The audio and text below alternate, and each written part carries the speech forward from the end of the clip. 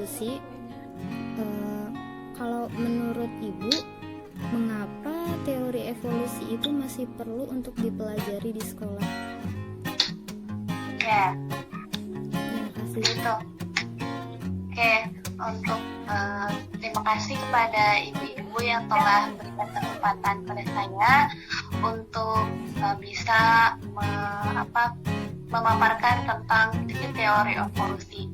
Sebelumnya saya sebenarnya kurang paham dan begitu ahli dan expert gitu ya tentang teori evolusi karena cakupannya luas banget. Nah, suara saya terdengar jelas? Terdengar ya? Jelas. Ya. Nah, untuk teori evolusi, kenapa masih perlu dipelajari di sekolah?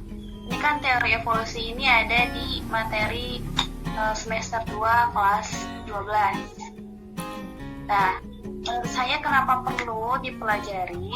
Karena di situ evolusi itu kan merupakan satu cabang ilmu biologi yang mempelajari tentang perubahan sesuatu yang terjadi di bumi ini. Misalnya lingkungan, terus keanekaragaman hayati dan lain-lain.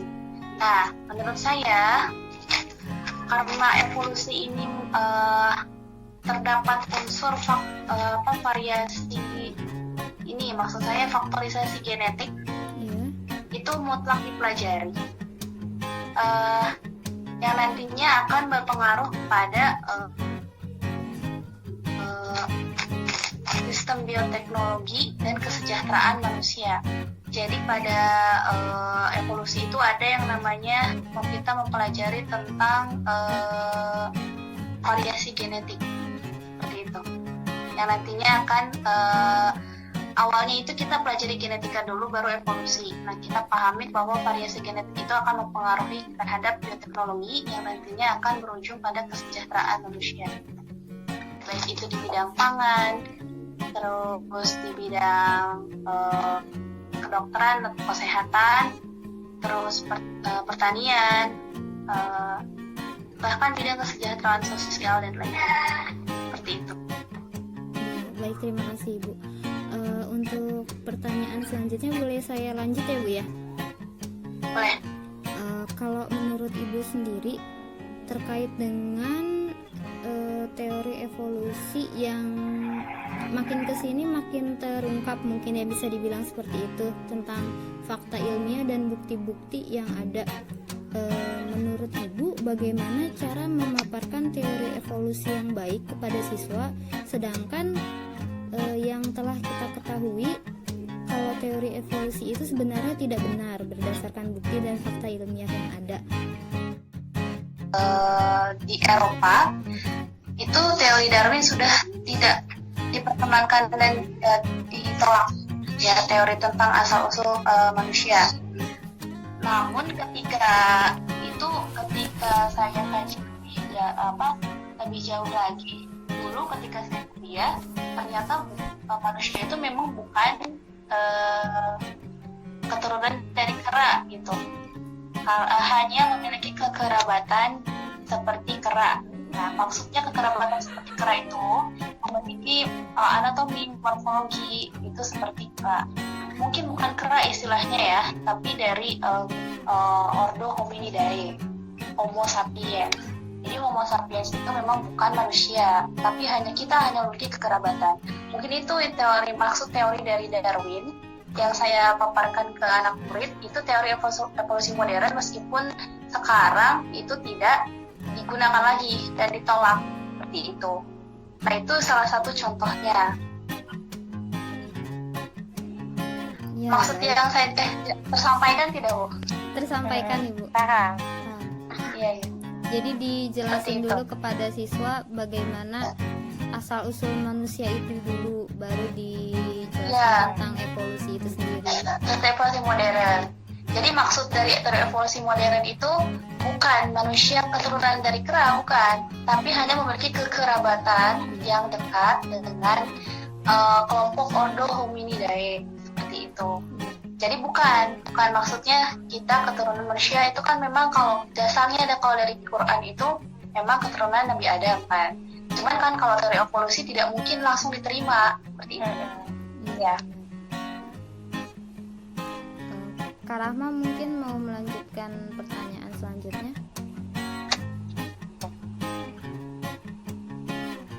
Mungkin mudah-mudahan suaranya sudah mulai jelas ya Bu ya. Ya, lanjutkan sedikit. Ya, jadi sebenarnya kan teori evolusi itu ternyata di Eropa sendiri saat ini sudah ada yang menolak gitu ya Bu ya. Iya. Nah, karena dari sisi anak-anak itu ada nggak ya yang punya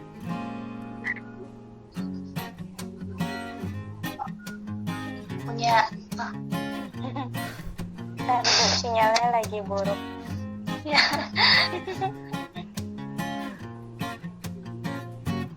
Mungkin boleh pertanyaan saya dulu aja lagi kali ya Bu ya.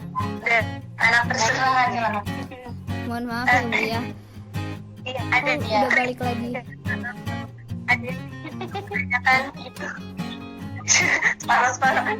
Jadi dari anak-anak sendiri ada kemudian ini kayaknya nggak benar deh, atau ini kayaknya nggak pas banget. Ada nggak sih yang menanggap seperti itu dari sisi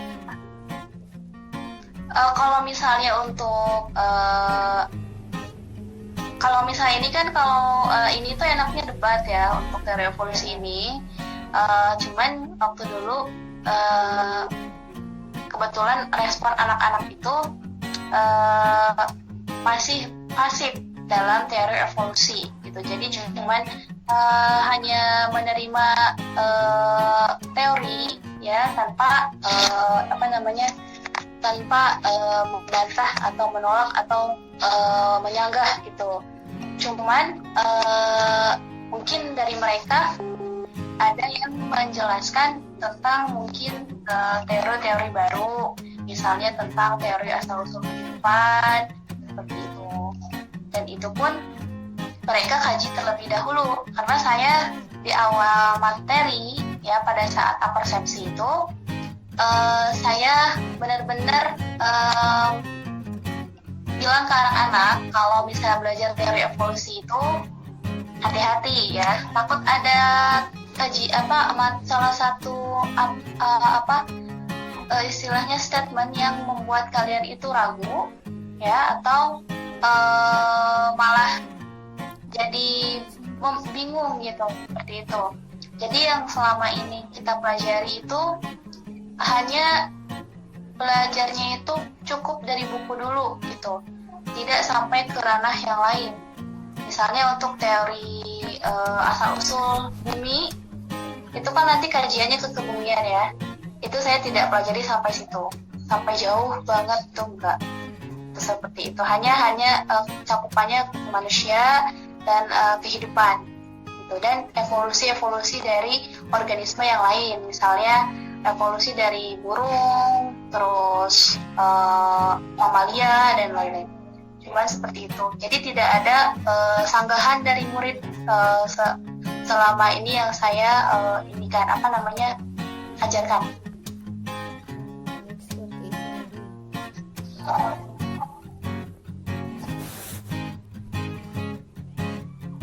Kalau untuk pembelajarannya sendiri tetap menyampaikan yang kontra evolusi nggak Bu? Atau benar-benar dari buku apa menyisipkan gitu satu dua mungkin yang kontra?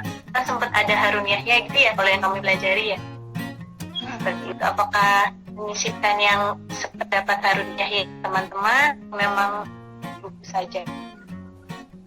Ada mungkin kalau misalnya untuk belajar teori evolusi itu menyisipkan ya seperti tadi contohnya, kalau Harun Yahya kan berarti dia basicnya dari Quran dan hadis, Quran seperti itu. Nah kadang-kala saya sisipkan tentang teori asal-usul manusia gitu, karena kan saya cakupannya biologi, jadi lebihnya ke makhluk hidup kan. Kalau Harun Yahya kan dia lebih ke bumi, alam semesta dan lain-lain. Cuman itu salah satunya yang saya tidak setuju tentang kalau misalnya memang manusia itu keturunan dari kera dan misalnya seperti itu. Namun ketika teori evolusi modern dipelajari lebih jauh lagi, maksudnya bukan seperti itu ya. Jadi maksudnya yang tadi saya jelaskan di awal. Cuman yang saya tidak setuju yang tadi, yang manusia itu turunan dari kera atau memiliki hubungan kekerabatan, ya seperti itulah intinya. Kalau misalnya untuk yang lainnya sih tidak ada perdebatan. Jadi yang saya berikan kepada anak-anak tentang teori evolusi itu hanya mencapai indikator saja, tidak sampai jauh seperti itu, karena kita punya batasannya gitu untuk teori evolusi ini. Boleh saya lanjut ya Bu ya? Boleh. Kalau menurut Ibu, andaikan guru itu hanya menyampaikan teori evolusi hanya berdasarkan kurikulum yang terdapat dalam pelajaran gitu, kira-kira dampak terhadap siswa itu sendiri akan seperti apa? Kalau hanya dijelaskan secara plek-plekan gitu Bu. Ya, menurut saya kalau misalnya berdasarkan kurikulum banget gitu ya, kalau misalnya berdasarkan kurikulum sekali, seandainya saya tidak menjelaskan dulu tentang kaitannya dengan Quran, itu mungkin akan membuat siswa itu jadi keliru tentang asal-usul kejadian manusia itu bagaimana awalnya, terus tentang asal-usul kehidupan itu bagaimana, atau awalnya terciptanya hewan itu bagaimana gitu ya. Kalau misalnya tidak disebut seperti itu, mungkin nanti akan membuat siswa itu keliru dan bingung, dan dia akan mempelajari teori-teori lain yang mendukung kekeliruan dia seperti itu. Kalau misalnya tidak disisipkan dengan hal-hal yang seperti itu ya. Nah, jadi akan membuat siswa itu berpikir kalau ini bagi siswa yang kritis. Ya, kalau bagi siswa yang tidak berpikir kritis sampai sejauh itu, mungkin akan menganggap teori evolusi itu biasa saja. Cuman kalau ada yang kritis seperti itu, mungkin nanti dampaknya dia akan mencari-cari kebenaran, mencari-cari teori-teori yang lain, yang bahkan mungkin dia mencari teori-teori evolusi modern yang kaitannya tidak ada, ya, yang mendukung, yang kaitannya itu tidak ada dengan hanya sekedar logika saja,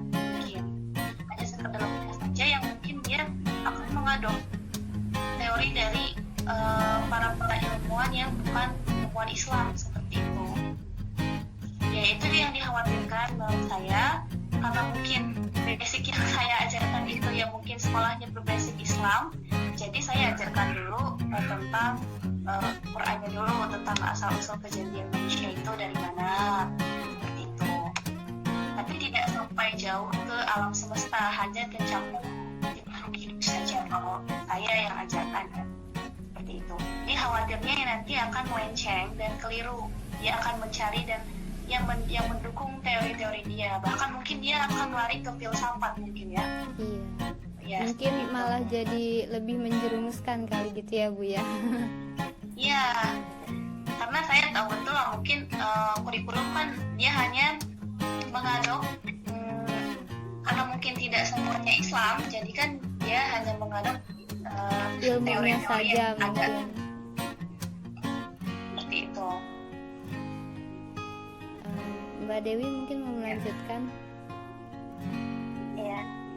Tadi kan pertanyaan aku kayaknya udah dijawab, udah ada jawabannya sama Ibu. Gak apa-apa ya Bu, ditanyain lagi ya Bu. Iya. Nah, bagaimana pendapat Ibu tentang asal mula manusia yang katanya itu berasal dari kera? Nah, bagaimana pendapat Ibu? Pendapat saya, ya kalau misal secara pribadi itu memang sangat tidak setuju sekali ya, karena mungkin kalau misalnya manusia keturunan dari kera itu tidak ada sampai sekarang, betul tidak?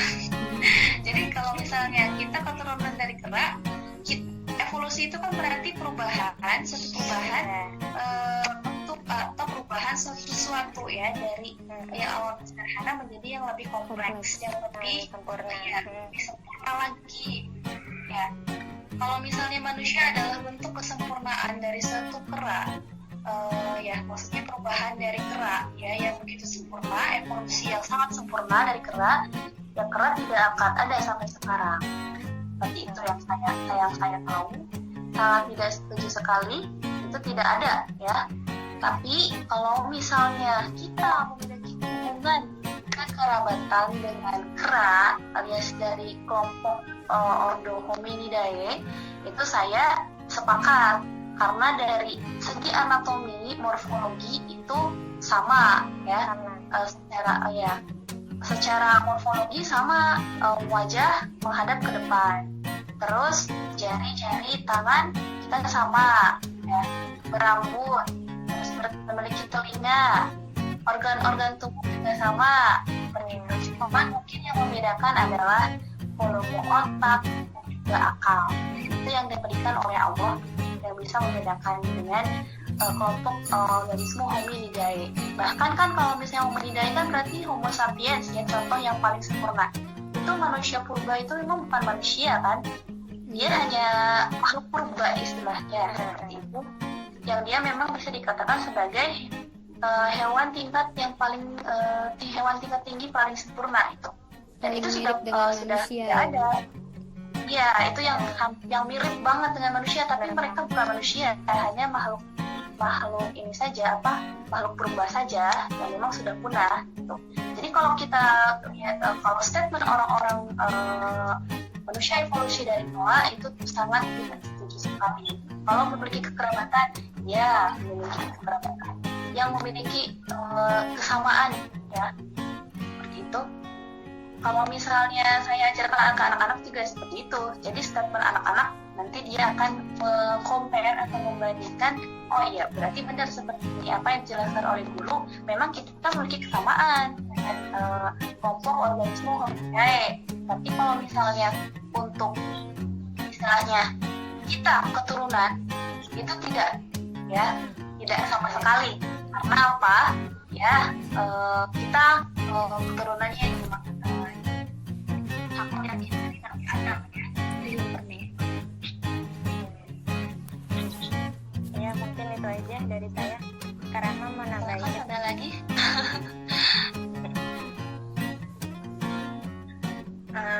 Mungkin ini ya Bu, kalau misalnya nanti anak-anak itu bisa memanfaatkan evolusi itu dalam bentuk apa gitu Oh iya, kira-kira. mungkin kalau untuk memanfaatkan evolusi ini, karena saya mengajarkan tentang faktorisasi genetik dari istilahnya ke anak-anak itu mempelajari tentang misalnya ada suatu dalam suatu daerah itu istilahnya ya, salah satunya ini di bidang medikal ya atau kesehatan. Jadi misalnya dalam suatu daerah itu kita bisa dalam suatu daerah itu ada yang terkena wabah misalnya. Nah, kita bisa menghitung persentase beberapa orang yang terkena wabah dan yang tidak. Itu ini nanti ada hubungannya dengan efek epidemi atau pandemi ya. Karena ada suatu variasi genetik yang nanti akan dipelajari oleh anak-anak. Itu mungkin kalau nanti ada di jurusan MIPA di kuliahan ketika mereka mempelajari itu nanti mereka akan bisa memilah mana orang yang terkena penyakit atau tidak, seperti itu dari jumlah persentase yang ada dihitung dengan rumus faktorisasi genetik ya, intinya seperti itu. Dan yang kedua tentang variasi genetik, kita mempelajari dari bioteknologi. Itu akan mempelajari tentang variasi-variasi gen yang yang nantinya akan mendukung inovasi atau penelitian mereka ketika mereka melakukan riset ya, baik itu riset secara in vitro ataupun secara global gitu ya. Kalau in vitro kan berarti lab, kalau global berarti lapangan seperti itu. Jadi bisa di bidang bioteknologi nggak bisa, kesehatan nggak bisa, terus yang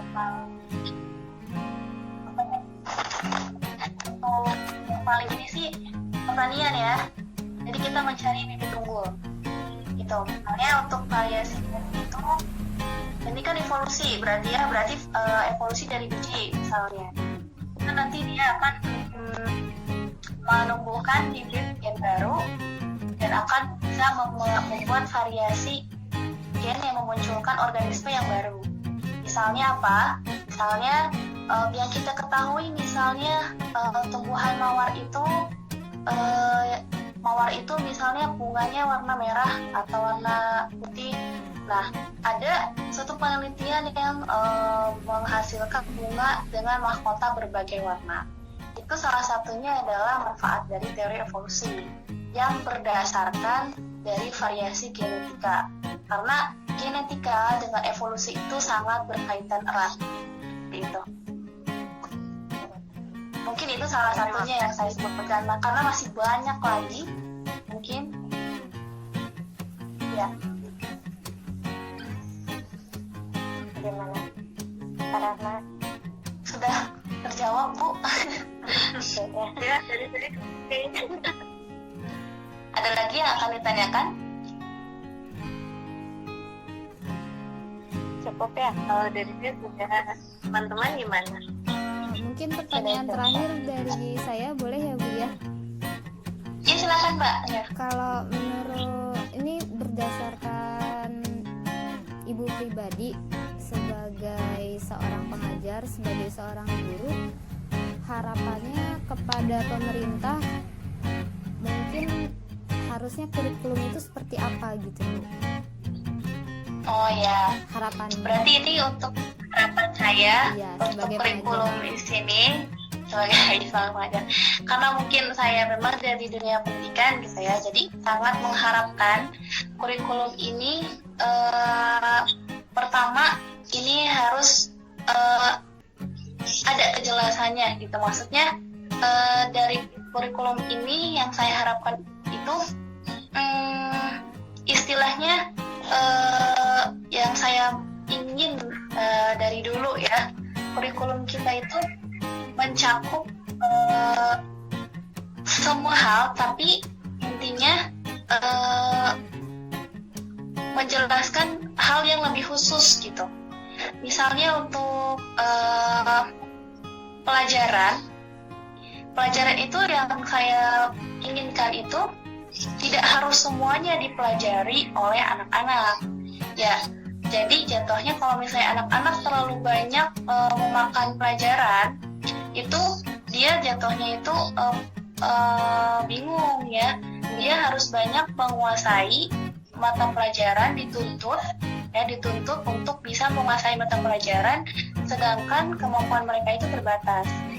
Ya, maksudnya terbatas itu ada kalanya setiap anak itu beda karakter minat gitu ya. Misalnya untuk anak IPA, dia dicocoki dengan sejarah, itu kan sangat tidak cocok menurut saya. Jadi terlalu banyak mata pelajaran menurut saya. Jadi istilahnya ingin yang luas aja dulu, maksudnya untuk yang tidak terlalu ini ya, luas aja dulu. Kalau misalnya untuk tapi nanti akan ada hal-hal khusus yang harus wajib dipelajari seperti itu. Mungkin tidak tahu nanti untuk struktur RPP-nya seperti apa ya, tapi yang saya pengen seperti itu. Dan yang saya inginkan untuk tingkat dasar atau sekolah dasar itu ingin mengutamakan adab dulu sebelum ilmu. Jadi pendidikan karakter dulu dari kelas 1 sampai kelas 3 SD itu dipelajari gitu ya. Bahkan tidak ada ujian untuk kelas 1 sampai kelas 3 SD itu.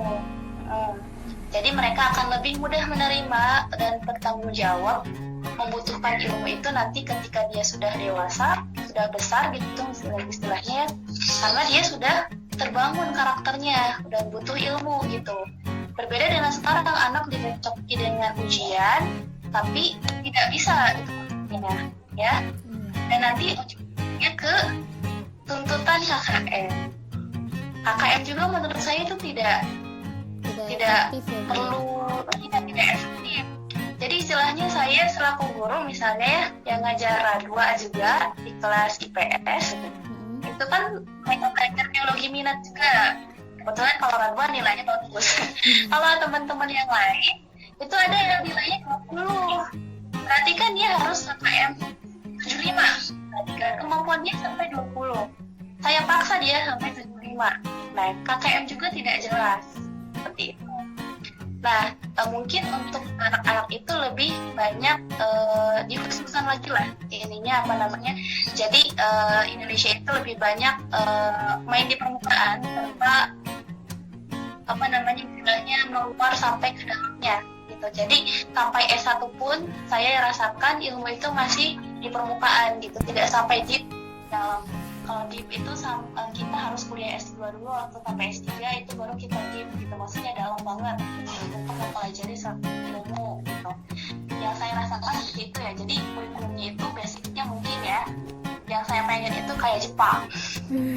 Ya seperti Jepang ya, karena mereka sangat dituntut khusus gitu, tapi mereka tahu secara umumnya tahu gitu, mereka dituntut lebih khusus lagi gitu. Dan adab sebelum ilmu kan itu ajaran Islam ya menurut Imam Syafi'i, dan itu diterapkan di Jepang seperti itu. Yang saya rasakan sih seperti itu ya. Jadi murid-murid itu terlalu banyak mata pelajaran yang harus dia kuasai gitu, istilahnya. Sedangkan Iya, jadi guru kasihan juga sebenarnya cuma bisa satu ya Bu ya. Iya, nah Tapi itu jadi murid-muridnya harus dituntut bisa semua. semuanya. dituntut semuanya seperti itu. Jadi menurut saya anak Indonesia itu ya tangguh lah intinya dengan keadaan cuaca yang panas gitu, dia belajar sampai jam 3 gitu kan ya. Pokoknya kalau misalnya seandainya Indonesia sangat ditekankan dengan ilmu-ilmu yang memang jelas kurikulumnya, itu pasti kita maju istilahnya seperti itu. Jadi memang benar dari pendidikan dulu, dari dasarnya dulu gitu ya, mengutamakan adab sebelum ilmu, itu kurikulum yang harus diperjuangkan menurut saya. Tidak tahu kalau itu pendapat saya ya, kalau yang lain tidak tahu. Seperti itu. Ya. Terima kasih. Ada lagi Bu? Yang lain Ya, udah cukup. Sudah cukup sih. cukup Ibu ya? Cukup. Iya.